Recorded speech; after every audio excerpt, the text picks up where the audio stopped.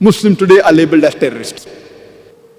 Many a times, two different labels are given for the same activity of that same individual. About 60, 70 years ago, before India got its freedom, the country where I come from, the Britishers were ruling India. There were many Indians who were fighting for the freedom of the country. These people, by the British government, they were called as terrorists. But the common Indians, we call them as freedom fighters, as patriots. Same people, same activity, but two different labels. If you agree with the view of the British government that they had a right to rule over India, then you have to call these people as terrorists.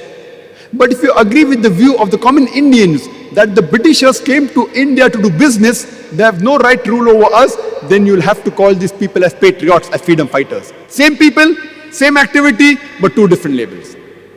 And such examples, you can give multiple such examples in world history. A Dai should know, if there are many examples, which example should you use where, so that he understands. Because Quran says in Surah Al-Imran chapter 3 verse 64, "Ta'alaw ila kalmatin sawa'in bainana bainakum." Come to common terms as us and you. The moment the Indians, when they call Muslim terrorists, and when I give this example, then they understand the picture better. 2 months back, I was in UK, after the bomb blast, after 7th of July. There was supposed to be a grand conference. Tony Blair, Jack Straw was supposed to come. Last moment, they didn't come. But the chief of police was there, the mayor was there. And there also I used example, but my examples were different. I said that in the 18th century, we know of the American Revolution. The Britishers were ruling America. There were many Americans who were fighting for the freedom. In 1776, they got the freedom. And top of the line were Benjamin Franklin, George Washington. They were called as terrorist number 1 by the British government.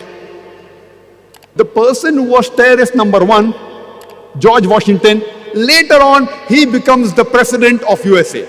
Imagine, terrorist number 1 becomes the president of USA. And he is an example for all the presidents to follow, including George Bush.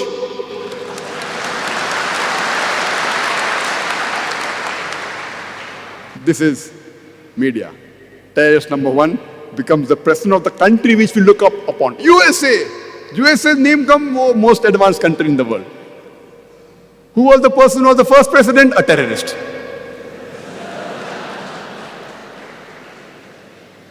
We have the example of Nelson Mandela. Before New South Africa was formed, South Africa was relieved from the white apartheid government. Nelson Mandela, by the white apartheid government, he was imprisoned for 25 years in Robben Islands. He was called as terrorist number 1. Later on, when South Africa gets its freedom from the white apartheid government, he is made the president of New South Africa. And later on, he gets the Nobel Prize for Peace. And he doesn't get a Nobel Prize for Peace for a new activity. Not that he was a terrorist first and then he did some good activities and a bad person has become a good person. No, no. For the same activity for which he was called a terrorist, after a few years, he gets the Nobel Prize for Peace.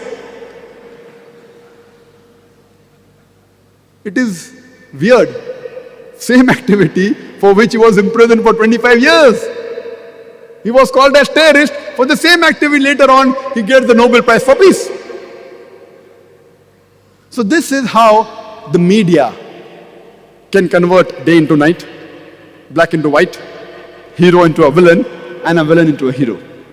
In short, whoever is in power, whatever he says, turns out to be the gospel truth.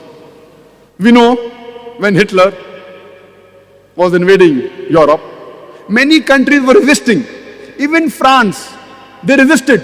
These French people, by the Germans, they were called as terrorists. This is how the media paints a picture. Unfortunately, we Muslims, unfortunately, we are way behind.